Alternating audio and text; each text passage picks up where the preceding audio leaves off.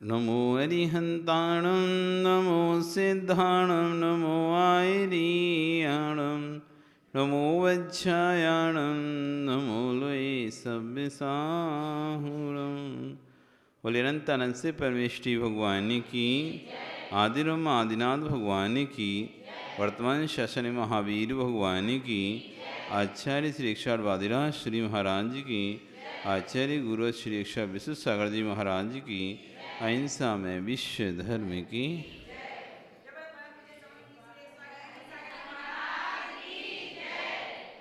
पढ़ेंगे एक साथ। एकी भावं गति विमया या स्वयं कर्म बंधो घोरम दुखम भव भवगतो दुर्निवारा करोति तस्याप्यस्य तैजिनरवे भक्तिरुन्मुक्तये चेत् जेतुम शक्यो भवति न तया को वरस्ताप हेतु ज्योतिरूपं दुरितनिवह ध्वान्तविध्वंस हेतु तामेवाहो जिनवरचिरं तत्विद्यावियुक्ता चेतो वासे भवसि चमं स्फारमुद्भासमान तस्मिन्नाह कथितमो वस्तुतो वस्तुमीष्टे आनन्द्रासु विष्णुपितवन्दनं गदगदं चाविजल्पन् यस्या एततैर्मनः भवन्तं तस्या व्यस्तदपि च सुशिरं देहबल्मीकमध्यान् निष्कासन्ते विविधविस्म व्याधया काद्रभिः प्रागेभिः त्रिदिवभवनादिशता भव्यपुण्यात् पृथ्वी चक्रं कनकमेतां देवनिर्णेत एदं ध्यानद्वारं मम रुचिकरं शान्तिगेहं प्रविष्ट तत्किं छिद्रं जिनवपुरितं यश्वर्णीकरोसि लोकस्यैकस्त्वमसि भगवन् निर्निमित्तेन बन्धुस् तय्ये वासो सकलविषयासक्तिरप्रत्यनीका भक्तिस्पीतां चिरमदिवसन् मामिकां चित्तशय्या मय्युत्पन्नं कथमिततः क्लेशयो जन्माटव्यां कथमपि मया देवदीर्घं भ्रमित्वा प्राप्ते वेयं तव न कथा स्फारपीयूषपापी तस्या मध्ये हिमगर्हिम वियुषीते नितान्तं निर्मग्नं मां न जहति गतं दुःखदा भोपतापा पादन्यासदपि च पुनितो यात्रया ते लोकी हेमाभासो भवति सुरभिः श्रीनिवासस्य पद्मा सर्वाङ्गेण श्वसति भगवन् त्वयि शेषं मनो मे श्रेया किं तस्मैरहर्यन्नमामभ्युपेति पश्यन्तं तद्वचन मम तं भक्तिपात्र्या प्रबन्तं कर्मारण्या पुरुषमस्मानन्दधामप्रविष्टं त्वं दुर्वाराश्वरमधरं तत्प्रसादैके भूमिं क्रूरागारा कथिरुजा कंठका निर्लुठन्ति। यहाँ पर आज नामकरण की चर्चा होने जा रही है। अभी तक हमने 8 कर्मों के जो बंध थे उनमें ज्ञानावर्णी, दर्शनावर्णी, वेदनीय, मोहिनीय, आयु, इन कर्मों को समझ चुके हैं। अब नामकरण जिसका कि काम एक चित्रकार की तरह है, जैसे चित्रकार जैसा चित्र में रंग भरना चाहता है वह स्वतंत्र रहता है। वो कहीं भी आँख बना सकता है, चित्रकार कहीं भी नाक बना सकता है, कहीं भी मुंह बना सकता है, कहीं भी हाथ बना सकता है। कार्टून दिखे ना आपने, कार्टून तो कार्टून कौन बनाता है? चित्रकार बनाता है। तो पता चलो इतनी बड़ी नाक बना देता है, बड़ी बड़ी आंखें बना देता है, बड़ा बड़ा चेहरा बना देता है, शरीर बिल्कुल छोटा बना देता है। चित्रकार जैसा शरीर जैसा चित्र बनाना चाहता है वो स्वतंत्र होता है। ऐसे ही नामकरण चित्रकार की तरह होता है। कैसा चित्र तैयार करना है, अच्छा चित्र तैयार करना है या खराब चित्र तैयार करना है। तो दो प्रकार का नामकर्म होता है, शुभ नामकर्म, अशुभ नामकर्म। शुभ नामकर्म जब आता है हृदय में तो सब चीज़ें शुभ होती हैं।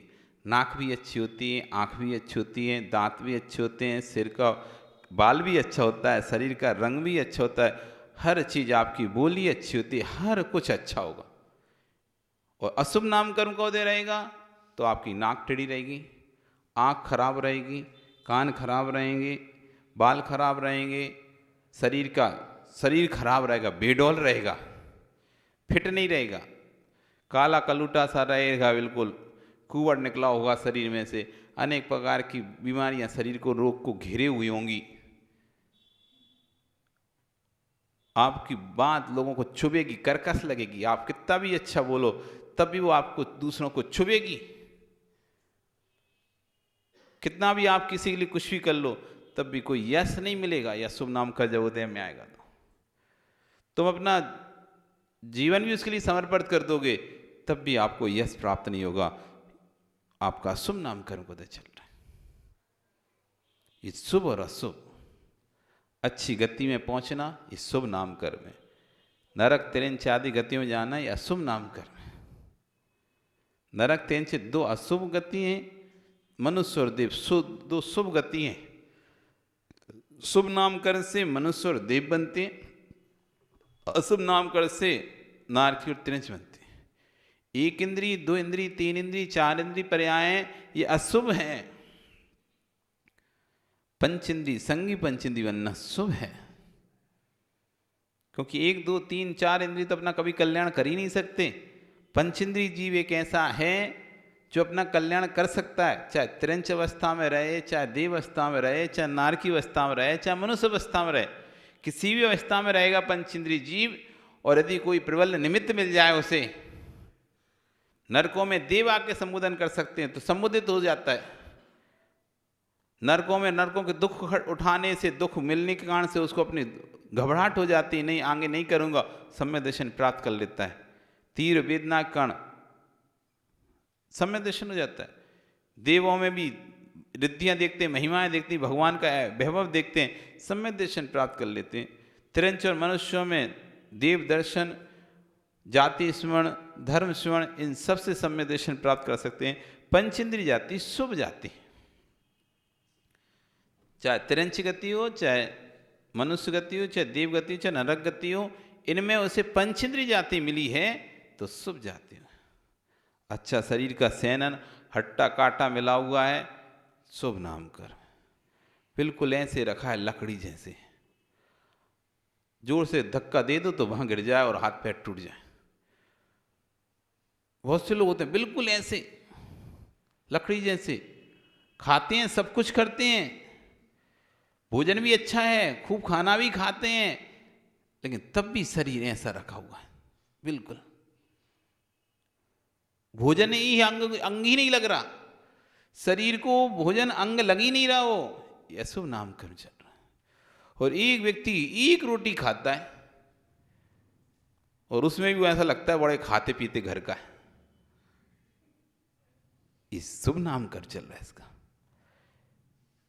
थोड़ा सा खाने पर भी शरीर को अन्न लग रहा है, वो खूब खाने पर भी वैसा वैसा बिल्कुल मरियल लगा है जैसे कुपोषण का शिकार हो गया हो। शरीर अंगोपांग, अंग उपांग अंग हैं, हाथ, सिर, पैर ये अंग हैं, उंगलियां ये उपांग हैं, आंखें ये उपांग है, ये गर्दन से लेकर ये पूरा एक अंग हो गया। मस्तिष्क एक अंग, पंचांग नमस्कार बोलते हैं, पंचांग 5 अंगों से नमस्कार करो तो सिर, दोनों हाथ, दोनों पैर, ये 5 अंगों को जमीन से टिकाओ। आजकल तो व्यवस्था ऐसी ऐसे कर लेते ऊपर से हो जाता है, बैठते तक नहीं है, बैठ भी गए तो बैठ के बस ऐसे नमस्कार है, जमीन से सिट लगना चाहिए, बिल्कुल दोनों पैर जमीन से लगना चाहिए, दोनों हाथ जमीन से लगना चाहिए, सिर जमीन से लगना चाहिए, तब कहलाएगा पंचांग नमस्कार।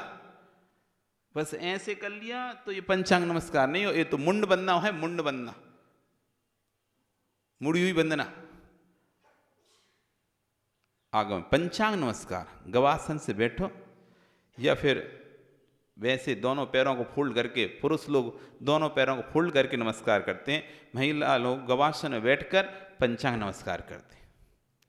वो पंचांग नमस्कार है, पूरा सिर जमीन से लगना चाहिए, जमीन पे दोनों हाथ, दोनों पैर, दोनों और अपना सिर, ये पांचों चीजें स्पर्शित जब एक साथ होंगी तब कहलाएगा पंचांग नमस्कार। और आप देखो कैसा करते हो नमस्कार, बस खड़े खड़े खड़े खड़े सलूट टाइप के करके नहीं निकल लिए, बैठते नहीं हो, और बैठ भी गए तो पूरा शरीर नहीं लेके नीचे पाता, क्योंकि पूरा शरीर ले जाओगे तो एक्सरसाइज हो जाएगी कमर की। जिसको कमर में दर्द है वो पंचांग नमस्कार करे भगवान को, उसके शरीर का दर्द खत्म हो जाएगा। क्योंकि जब आप पूरा झुकोगे तो पूरा लोड आपकी इस पर पीछे की रीढ़ की हड्डी पे पड़ेगा, पूरा नीचे से। आप पूरा सर झुकाते नहीं हो, सिर्फ उतना सा थोड़ा सा झुका लेते हो बस। बैठ कभी पूरा नहीं झुका, जब पूरा झुकाओगे तो पूरा शरीर का बेस नीचे तक जाएगा और यहाँ पर लोड पड़ेगा, ये सीधी हो जाएगी। पंचांग नमस्कार तो 5 अंग, किसी का किस अंग, अंगोपांग, ये कह रहे हैं अंग और उपांग सुंदर होते हैं, बेरूप होते हैं। तो कोई की आंखें अच्छी होती हैं, बुरी होती हैं, कान अच्छे होते हैं, बुरे होते हैं, देखने में नाक एकदम बिल्कुल भद्दी लगती है, ऐसी बड़ी सी चौड़ी सी नाक है, देख के डर जाता है। बहुत से लोग होते हैं ना जिनका चेहरा देख के बड़ा सा चेहरा होता है, डर जाए, और उस पर ऊपर से वो बड़े बड़े फूले और हो जाए चेहरे पर। एक तो बड़ा सा चेहरा मिल जाए और ऊपर से उस पर बड़े बड़े फूले और हो जाए, तो कोई पास में भी जाना पसंद नहीं करता डर के मारे। कई लोग मिलते हैं ऐसे, इनके चेहरे देख के आए। अभी एक घर में हम गए तो भैया हम तो चेहरा देख के डर गए, उधर उसके यहाँ काम करने वाले का चेहरा देखा, हम तो एकदम डर गए, कैसा चेहरा है, बिल्कुल खराब चेहरा।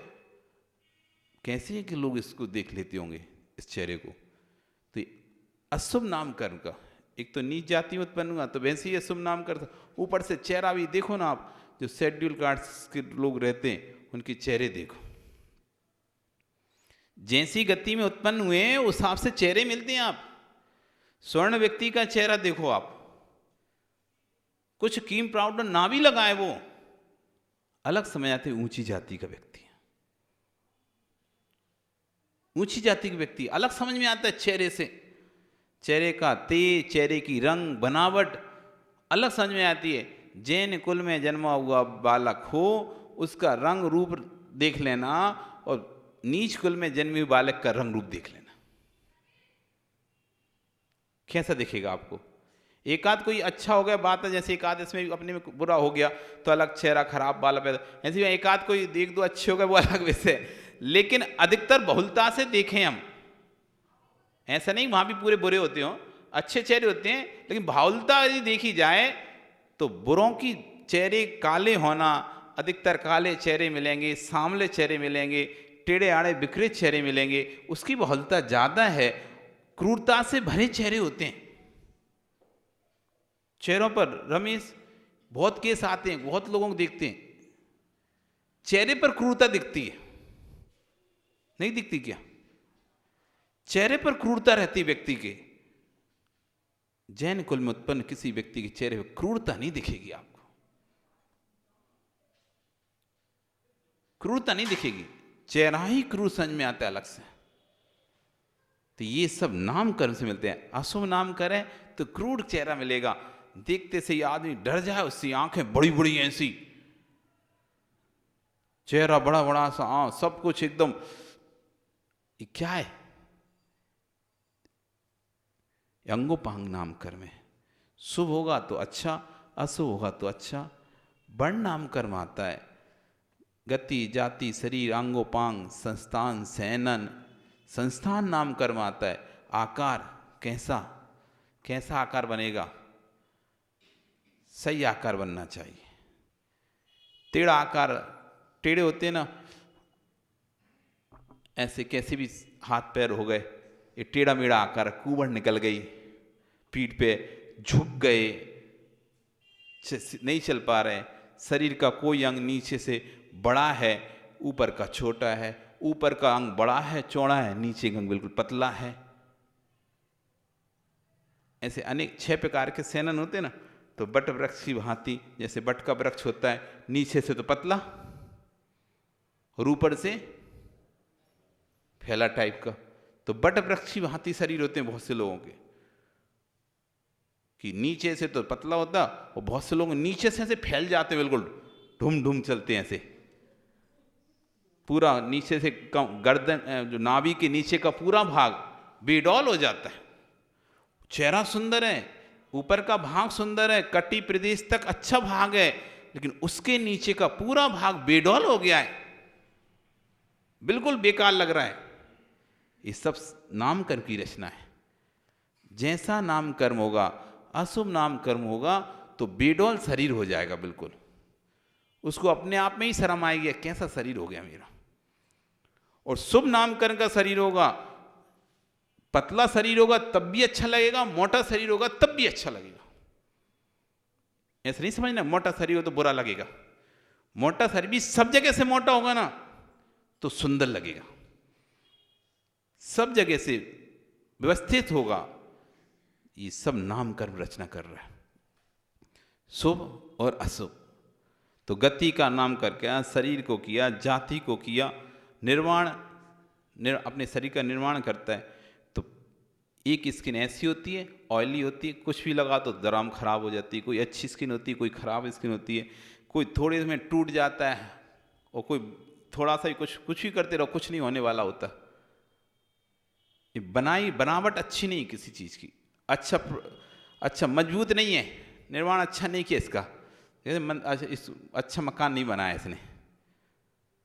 देखो ये झर रही है, कहीं ये झर रहा है, इधर कील ठोकते हैं तो वो उधर से गिरने लगता है, उधर ठोकते हैं तो उधर से गिरने लगता है। तो इसका निर्माण अच्छी तरीके से नहीं है, अच्छे परमाणुओं से नहीं बना है इसका शरीर, सुंदर व्यवस्थित परिमाण शरीर है। निर्माण बंधन, बांध के रखना, कोई चीज़ को अच्छी चीज़ होती तो बंध के रखी रहती है। अच्छे ज़्यादा सीमेंट उपयोग किया तुमने तो लंबे समय तक बांध के रखता है दीवार को, और ऐसी सस्ता सीमेंट उपयोग कर लिया और कम किया तो क्या करता है, झड़ाने लगता है। तो कहीं यहाँ से खाल झड़ रही है, कहीं यहाँ से काल फट रही है, कहीं यहाँ से खाल फट रही है, कहीं एड़ी फट रही है, कहीं पैर फट रहे हैं, कहीं ओंठ फट रहे हैं। ये सब अच्छे से बंधे नहीं हैं ये आपके, जगह जगह से फट रहा है पूरा शरीर, बंधा नहीं अच्छी तरह से।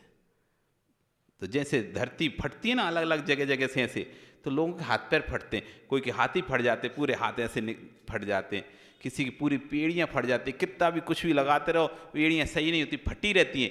इनका निर्माण बंधन नाम कर अशुभ बंधन है। इस चमड़ी को जोड़ के रख नहीं पा रहा, ये बंधन बांध के नहीं रख पा रहा। औदारिक शरीर को अच्छी तरह से, उसके परमाणुओं को अच्छी तरह से बंधे नहीं इसके। एक व्यक्ति कितना ही काम करता है तब भी उसकी चमड़ी नहीं फटती, और थोड़ा सा भी जरा काम में फट जाती, चमड़ी कट जाती है, थोड़ा सा भी कुछ करो कट गया, फट गया, टूट गया, हट गया। ये बंधन, संघात, इकट्ठा होके रहने नाम वाला संस्थान, सेनन, स्पर्श। अब किसी को तो कुछ भी रख दो पता नहीं चलता क्या है क्या नहीं है हाथ में, उसे छू के देखो कैसा लग रहा है, हमें तो समझ नहीं आ रहा। अरे तुम्हें क्यों नहीं समझ में आ रहा, देखो ना, स्पर्श करो, समझ में नहीं आ रहा क्या है। कितना भी कुछ उसको हाथ में रख दो, कुछ सेंस ही नहीं उसके। अशुभ स्पर्श, शुभ स्पर्श होगा, थोड़ी सी दूर से भी उसको पता चल जाए क्या है, गर्म है, ठंडा है, कैसा है। स्पर्श नाम कर। गंध, बहुत से लोगों दुर्गंध, सुगंध कुछ आती नहीं है। ये सब ये नाम कर्म है। गंध, वर्ण, आनुपूरी, अगु लघु, उपघात, परघात, संघात, संस्थान, सेनन, आतप, उद्योग, उच्छाद, इस तरह से 93 प्रकृति है नाम कर्म की। कितनी? ये सब शुभ अशुभ बनती कैसे? कौन बांधता है इसे शुभ अशुभ? कौन करता है इसका निर्णय, इसे शुभ मिलना चाहिए क्या अशुभ मिलना चाहिए? कैसे होता है इसका निर्णय कि मुझे शुभ बनेगी कि अशुभ बनेगी? कोई तो होगा जिसका निर्णय करता होगा। तो आचार्य भगवान कह रहे हैं योग बग्रता विसंवादनम चा शुभ नामना। योगों की वक्रता, बात कहीं कर रहे हैं, हंस कहीं रहे हैं, हंस कहीं रहे हैं, देख कहीं रहे हैं। दो लोग बैठे हुए हैं, क्लास पढ़ रहे हैं, क्लास पढ़ा रहे हैं, प्रवचन सुन रहे हैं, फिर दूसरे को देख के हंस, देख वो आ गए, तो वो आ गया और उसे देखकर आपस में हंस रहे हैं। उसने देखा तो मुंह नीचे कर लिया, उसके पीठ पीछे हंस रहे हैं। ये वक्रता चल रही योगों की। मन वचन का ये 3 योग हैं। धीरज से देखा नहीं तो धीरज से अपनी बात कर ली, कोई देखा तो वापिस बैठ गए, नहीं देखा तो अपना काम कर रहे थे, धीरे से पढ़ रहे थे या जो भी कर रहे थे, और लेकिन कोई ने देखा फिर से। हाँ करते हो ना आप ऊपर कभी कभी, फिर बच्चे सुन रहे हो, जिनवाड़ी पढ़ना है, माला भी फेरना है, तो हमने देखा, हाँ जैसे बहुत अच्छे प्रवचन सुन रहे हो, और जैसे हम इधर देखें, इधर इधर महाराज देखना लें, ऐसा कर, ये वक्रता चल रही योगों की। छुप छुप कर काम कर रहे हैं, कोई देख ना लेगा, कोई देख ना ले, कोई देख ना ले, कोई देख ना ले। इधर उसको भी देखते जा रहे हैं, इधर काम भी करते जा रहे हैं, एक निगाह देखते जा रहे हैं, एक जगह काम करते जा रहे हैं। ये वक्रता, योगों की वक्रता। प्रवचन सुनने बैठे थे तो प्रवचन सुन रहे थे, नहीं पढ़ना, बस पुस्तक रखना के बंद करते, अब बाद में खोल लेंगे, छेपा लगा ले रहे, यहाँ से पढ़ना था, अब पूरा ही शांति से प्रवचन सुन के फिर अपना खोल के आराम से पढ़ें। ये योग वक्रता। मनसान्यत्र वचसान्यत्र कायान्यत्र। मन में कुछ और, वचन में कुछ और काय से कुछ और। ये वक्रता, कुटिलता। कहते हैं कि मायावी की कुटिलता को पकड़ना कठिन है, बांस की जड़ को पता करना सरल है। बांस की जड़ भी बहुत घुमी हुई होती है, पता नहीं चलता कहाँ की और कहाँ निकलती है, लेकिन उसको तो फिर भी पता कर लेना सरल है कि जड़ कहाँ से निकली, कहाँ है। लेकिन मायावी की कुटिलता को पता नहीं किया जा सकता। देखने में लगेगा ऐसा, अरे एकदम बहुत अच्छा व्यक्ति है ये, वो पता नहीं चलेगा कितना कुटिल है अंदर ही अंदर। आपसे कुछ कहेगा, दूसरे से कुछ कहेगा, और तीसरे से जाके कुछ और ही कह देगा। एक आती ना कहावत, मुंह में राम बगल में छुरी।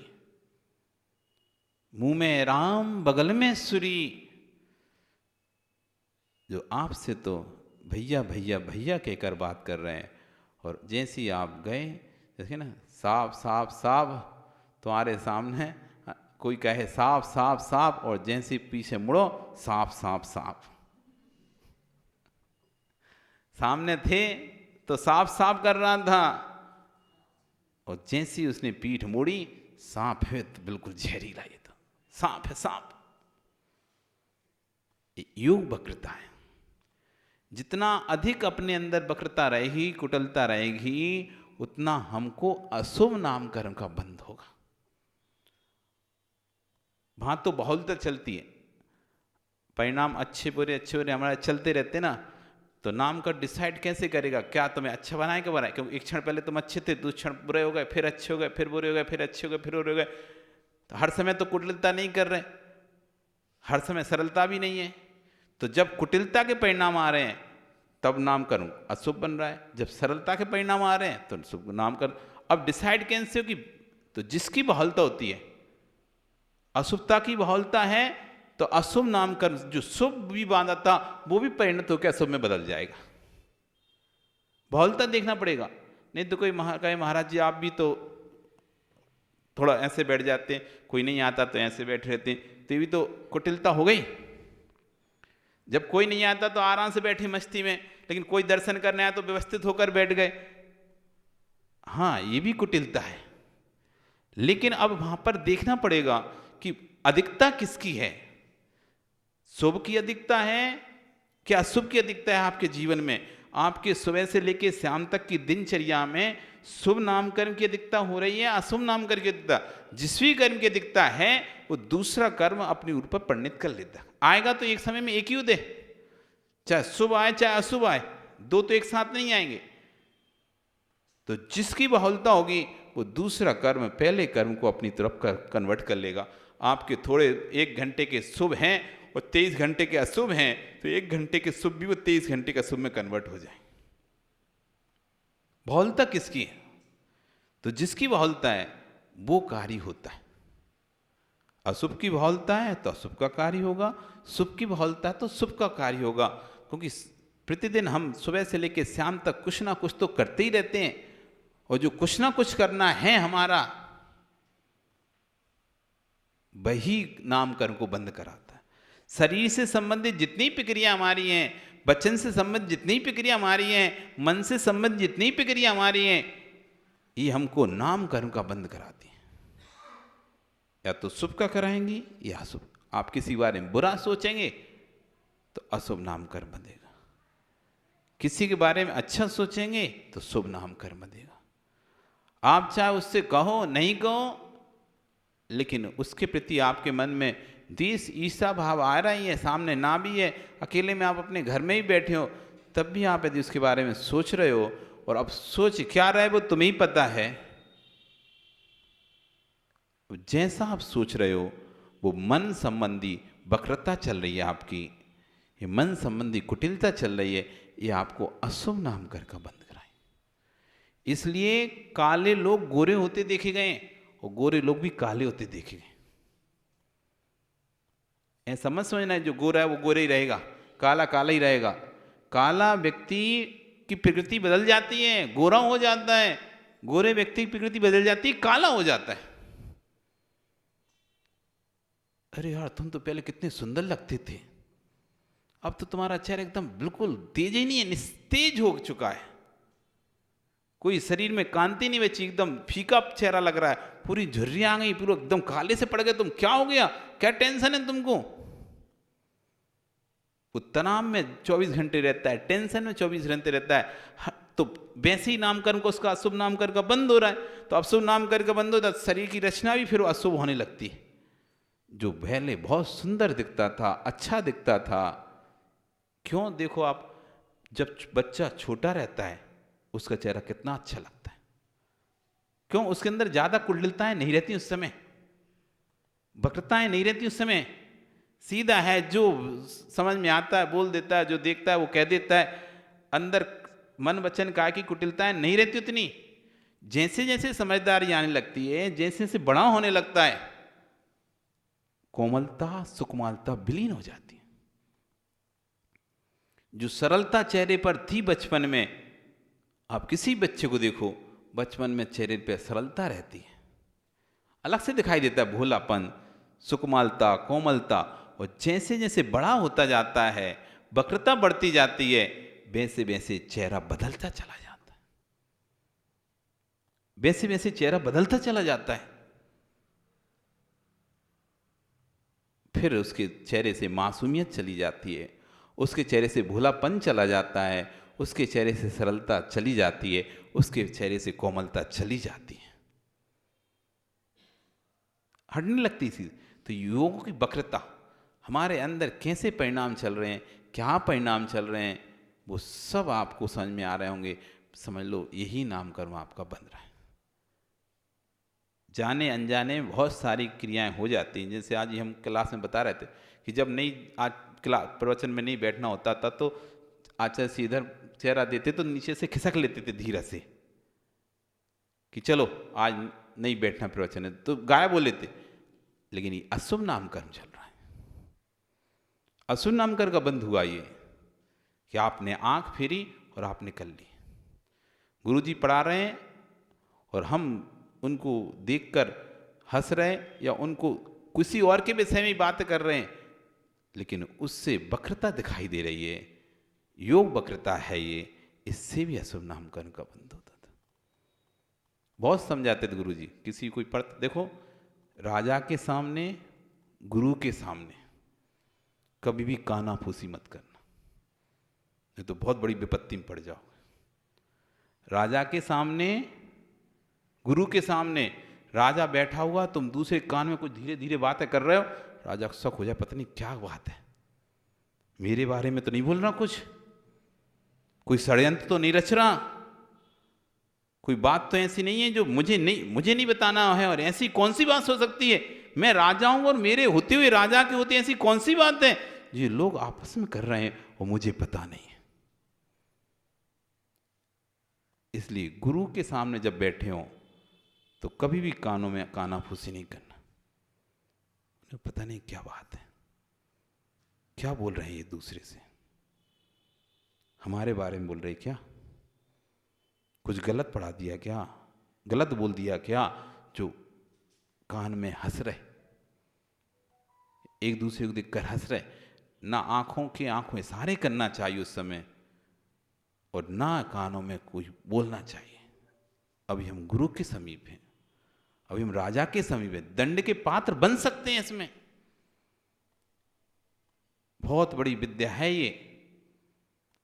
जब आप कहीं बैठते हैं, क्लास में बैठते हैं, गुरु के पास बैठते हैं, कहीं भी बैठते हैं, तो शांति से अपने पुस्तक पर ध्यान रखो। बाहर आके फिर जब क्लास खत्म हो जाए, बाहर आके खूब हंसो। उस समय बिल्कुल नहीं भैया, सामने बैठे वो हमको देखेंगे क्या खाना फूसी चल रही है, योग वक्रता हो गई है हमारी। ये क्या हो गई? योग वक्रता हो जाएगी। प्रवचन चल रहे हैं, आप इसे देख क्या कह रहे हैं, सुनो, आंखों से इशारे करके आप उसको बता रहे हैं, देख देख तो यही बोल रहे हैं। ये आपकी योग वक्रता चल रही है, योग वक्रता चल रही है। बगल में किसी को चीटी भर दिया, ले देख सुन क्या बोल रहे हैं। कोई का विरोध करना होता है, ले करना, बोलना। इस तरह से किसी भी तरह से जिस कार्य को कर रहे हैं उससे हटके दूसरे कार्य को हम उस समय कर रहे होते हैं, वो भी छुप के। ये योग वक्रता विषम। फिर दूसरा हेतु दिया विसंवाद। विसंवाद, जो विसंवाद करते हैं, झगड़ा करते हैं, लड़ाई करते हैं, वे अशुभ आश्रम का बंध करते हैं। इसलिए कभी भी झगड़ा मत करो, हो जाए तुरंत खत्म करो। भैया हमें अशुभ नामकरण का बंध होगा, हमें नहीं करना झगड़ा। विसंवाद ना तो करना और ना किसी के बीच में कराना। यदि विसंवाद हो भी रहा हो किसी के बीच में तो भैया खत्म करो, अपने अशुभ नामकरण का बंध नहीं करना। एड़ा भेड़ा टेढ़ा नहीं बनना। अपन को सुंदर व्यवस्थित शरीर चाहिए, सुंदर व्यवस्थित बोली भाषा चाहिए। अभी नामकरण जब सुनेंगे आप 13 प्रकृति नामकरण, तो आपको पता चलेगा हर चीज में ये नामकरण आड़ा अंगा लगा रहा है। हम बोले सो नामकरण की जरूरत है, हम किसी को अच्छे लग रहे हैं, बुरे लग रहे हैं तो नामकरण की जरूरत है। हर जगह नामकरण। सबसे अधिक प्रकृति है, 148 प्रकृति है, जिनमें 93 प्रकृति सिर्फ नामकरण की है। कर्मों की 148 प्रकृतियां हैं। कितनी? जिनमें से 93 प्रकृतियां नामकरण की हैं। सबसे अधिक प्रकृतियां, सबसे अधिक कंट्रोल करने वाला। आंख ही नहीं बनाएगा तो देखो कैसे तुम, अंधा ही बना देगा तुमको। तो ज्ञानावरणी कर्म का उदय है भी तो क्षोपसम है भी, तब भी आंखें नहीं, चित्रकार ने आंखें नहीं बनाई तुम्हारी, तो बिना आंख का बनाया। लो क्या करोगे? सारे जो कर्म हैं वो कर्म अपना इस नाम कर्म के साथ में फल दे पाते हैं। इतना महत्वपूर्ण है ये कर्म। वो बनता कुछ नहीं, बस 2 कारण, योगों की वक्रता और विसंवाद। जो छोटी छोटी बात पर लड़ने लगते हैं, छोटी छोटी बात पर लड़ने, जरा जरा सी झगड़ा करने लगते हैं, जरा जरा सी बात पर झगड़ा करने लगते हैं। 24 घंटे से झगड़ा होता ही रहता है। कोई ना कोई शब्द निकला और झगड़ा चालू, शब्द निकला और झगड़ा चालू।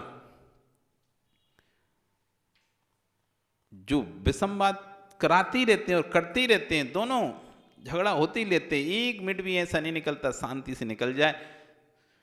कुछ ही बोलो उसके विरुद्ध में बोलना ही है, जिसे विपरीत में बोलना ही है जिसके। कितना भी अच्छा बोलो, कितना भी सही बोलो, तब भी विरुद्ध बोलना है, विसंवाद करना ही है। समाज में भी कुछ लोग होते हैं, आप कितने अच्छा प्रोजेक्ट ले आओ, कितने मीटिंग बुलाओगे, एक दो लोग ऐसे होते हैं जिन्हें तो उल्टा बोलना ही बोलना है। तुम कितना भी अच्छा कार्यक्रम के लिए उन्हें बुलाओ, उनका काम बस इतना है नेगेटिव पॉइंट ढूंढना। अंजू तुम बुलाओगे, चलो आज विधान है मीटिंग करते हैं, तो विधान के लिए मीटिंग करेंगे, तो तुम सोचोगे अब क्या है, तो नॉर्मल सी बात है, सब देने वाला दे रहा है, करने वाला कर रहा है, किसी को नहीं, बस एक फॉर्मेलिटी रूप बुलाते हैं। तब भी वो व्यक्ति ना उसका हल लग रही, ना फिटकरी लग रही, ना उसको 1 रुपये देना है, ना 1 रुपये उससे कुछ करना है, तो अरे ऐसा हो जाएगा, इतना खर्चा हो जाए। तो भैया तुम्हारी जेब से लग रहा है कितना खर्चा? 1 रुपये देगा नहीं, वो पूरा उपद्रव फैला देगा, विसंवाद फैला देगा। इसमें खर्चा कर देगा, इसमें खर्चा करेंगे, ऐसा करेंगे, वैसा करेंगे, ऐसे करके वो पूरा माहौल को पूरा ऐसा बेकार देगा, भैंसे के जैसा। बताया था एक बार भैंसा, कभी भैंस को देखा? भैंस पानी पीने जाती हो तालाब में, देखा कभी?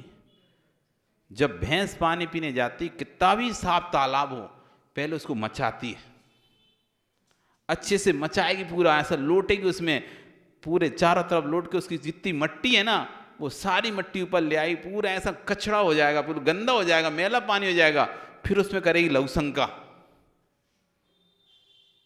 फिर धीरज से पिएगी पानी। तो ऐसे भैंसा जैसे लोग होते हैं समाज में, भैंसा जैसे लोग पूरी सभा को मचा देंगे, ऐसे ऐसे पॉइंट उठाकर, ऐसे ऐसे पॉइंट उठा के, पिछली बार भी तो ऐसा हुआ था, पिछली बार भी तो ऐसा वैसा हुआ था। अरे पिछली बात गई, अभी नई बार की बात चल रही है, तो नई बात करो। जो बीत गया समय, उसकी बात को लेकर जब का उसका कोई लेना देना नहीं रहेगा इस बात से, तब भी नहीं, पहले पिछली वाली बात क्लियर करो। अरे बात आज नई बात के लिए तुम्हें बुलाया गया है, नई बात करने के लिए बताया गया है, इसमें डिस्कस करो। नहीं, नई बात तो बाद में अपन करेंगे, पहले पिछली वाली बात को करो। और पीछे की बात में पता ही है कि पीछे बात उठेगी तो अभी अधमैया हो गई, झगड़ा हो गई, तो नई बात तो गई भैंस पानी में। और पीछे की बात को इतना उठा दिया, इतना, जबकि उसका कोई संबंध नहीं है, कोई लेना देना नहीं है, तब भी उस बात को इतना बखेड़ा कर दिया, नई बात को सुनने ही नहीं दिया, ना सुनाने दिया, पूरा मचा दिया। फिर जब पूरा मचा दिया, सबके मन खराब हो गए। हाँ बताओ कौन सी बात करना थी? अब क्या करने थी? अब कुछ नहीं करनी, खत्म करो मीटिंग, जाओ सब अपने अपने घर, पोस्टपोन, खत्म का, फिर देखेंगे कभी। ऐसे लोग होते हैं, विसंवाद कराने वाले लोग होते हैं, हर जगह मिलेंगे तुम्हें। 2-4 लोग हर जगह विसंवाद वाले मिलेंगे ही मिलेंगे। कभी कभी घरों में ही मिल जाते हैं ऐसे लोग, घरों में मिल जाते हैं ऐसे जिद्दी टाइप के लोग मिल जाते हैं। कुछ भी करो इन्हें तो भैया, उनसे भैया तो बच के ही रहो, इनसे तो हाथ जोड़ लेता है आदमी, इनसे तो बच के ही रहो। ये तो हर बात में नुक्स निकालना है, हर बात में टांग अड़ाना है, हर बात में बोलना ही है, चाहे इनसे संबंधित हो चाहे ना हो। तो आदमी हाथ जोड़, इनसे बोलने से बचो भैया, रहने दो, दूर ही रहो। उसके जाने पर लोग खुशी मनाने लगते हैं, अच्छे भलो परमेश्वर गौ तीर्थ यात्रा पे, भलो परमेश्वर गौ इधर अमुक जगह पे, कम से कम अब शांति तो है घर में। आने पे फिर ठीक, अब आ गया लो, अब फिर कल से वही कच पच पच पच फिर चालू। 7 दिन 10 दिन 15 दिन महीना भर नहीं रहा, घर में शांति रही, और जैसे ही वो आया फिर से वही अशांति चालू हो गई। नहीं हो जाता ऐसा? कोई के जाने से एकदम शांति हो जाती है, समाज में भी और घर में भी, और आने से फिर वापस वही अशांति, समाज में भी घर में भी। ये विसंवादी व्यक्ति है, ये अशुभ नामकरण का बंद करता रहता है। इसलिए देख लो, यदि अशुभ नामकरण का बंद नहीं करना, घर में, समाज में, सब जगह मिलकर रहो, मिलकर रहना सीखो। कमी देखना बंद कर दो, गुणों को देखना चालू कर दो, विसंवाद खत्म हो जाएंगे। जहाँ हम कमी देखना ज़्यादा देखते हैं, कमी, वहाँ पर विसंवाद होता है, और जहाँ गुण देखना प्रारंभ कर देते हैं वहाँ विसंवाद खत्म हो जाता है। ये अशुभ नामकरण, अब तो शुभ कैसे बने? बस इसको उल्टा कर दो तो शुभ बन जाएगा। तद विपरीतम शुभस्य, वक्रों की, योगों की वक्रता मत रखो, विसंवाद मत करो।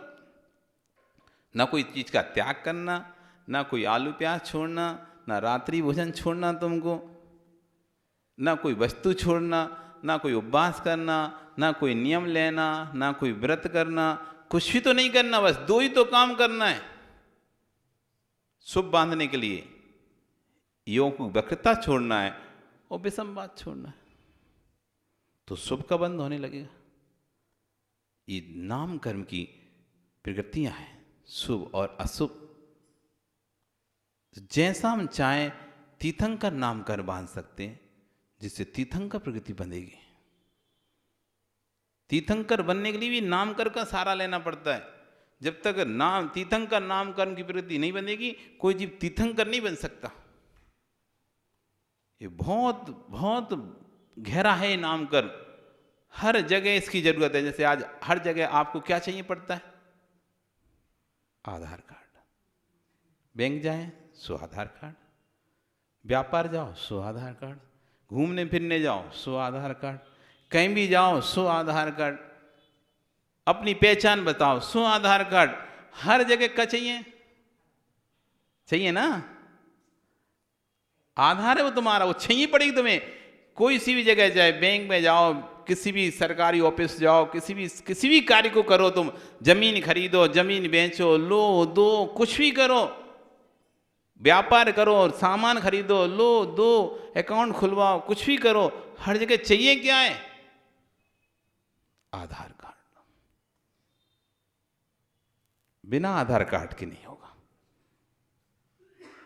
बाकी के और डॉक्यूमेंट हों तो दे दो, नहीं हो तुम्हारे पास पैन कार्ड कोई बात नहीं है, नहीं हो तुम्हारे पास पासपोर्ट कोई बात नहीं है, ड्राइविंग लाइसेंस हो कोई बात नहीं है, और भी जो कार्ड होते हैं कोई बात नहीं हो, लेकिन एक कार्ड तो आपको देना, दिखाना पड़ेगा हमको बार बार, हर जगह, पहचान पत्र, आधार कार्ड। ये होगा तो बाकी के फिर सब धीरे धीरे हो जाएगा। मस्ट चाहिए ऐसी नाम कर्म, ये चाहिए।